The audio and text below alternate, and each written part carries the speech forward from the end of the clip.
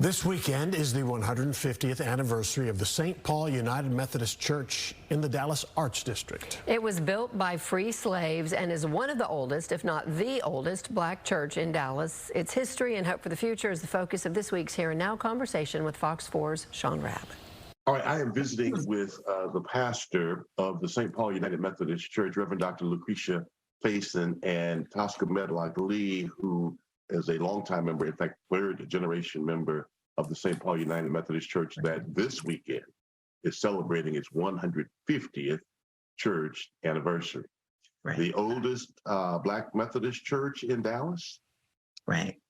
I think we even argue that we're the oldest Black church in Dallas. I think we try, but I think we're in a bit of a competition for that one, but I think we claim it. We have this rich history and legacy of this church that was founded by freed slaves who literally built this church brick by brick. It is an amazing story. We feel honored to be the ones who have received this torch. And this weekend is about passing the torch to the next generation. We're grateful for what God has done. We're thankful for the present that we sit in right now. We are the ones now to pass the baton to the next generation. What are some of the partners that have come alongside St. Paul in the historic arts district, even as the church itself is historic? These are partners that's been with us for the decades. And so we're excited that the Dallas Black Dance Theater will be represented there, and we'll recognize them, as well as Jackson Walker Law Firm, the Dallas Symphony Orchestra, Booker T. Washington High School, our partners at First United Methodist Church Dallas, and so many others. And so there are 6 partners that will be recognized. And we just believe that without that community grounding and that partnership with those individuals, we would not have made it. We have tremendous programs that happen throughout the year as a result of their partnership.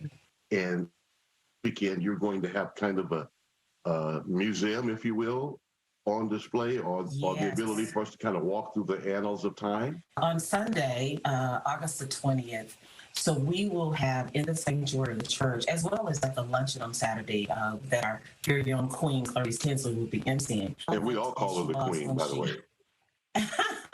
As relevant as she was when I first watched her when I was in the 6th grade and declared that I too would be a journalist. We are having that legacy luncheon at the Arts District Mansion and in partnership with the Dallas Bar Association and so many other partners. But we have created a timeline from 1873 all the way to present that will tell the story of some of our significant highlights of the grounding of St. Paul. This timeline, if you will, this historical museum that we're calling it, will kind of get people caught up to where we started and what downtown in the Arts District really was 150 years ago. And then it'll walk you through some notable folks that's come through our court. Did you know that Erykah Badu sang in the youth choir at St. Paul? And so did you know that Ernie Banks was a member at St. Paul, and the first African-American city councilwoman came out of St. Paul? And Dr. Faison, let's talk about the vision for the future as we start the next 150 years. We're at 5 generations of believers. One of the things we have been intentional about doing is empowering our younger leaders and asking them to begin to step up and to lead. So we are being very intentional in empowering, equipping, lifting up our young people, giving them the voice, listening to their leadership and instruction, allowing them to make mistakes, because they are the ones that are going to take this church into the next 150 years. Thank you so much for taking time to visit with me today. And congratulations on continuing this walk by faith and passing it from generation to generation. Thank you. Thank you so much for having us.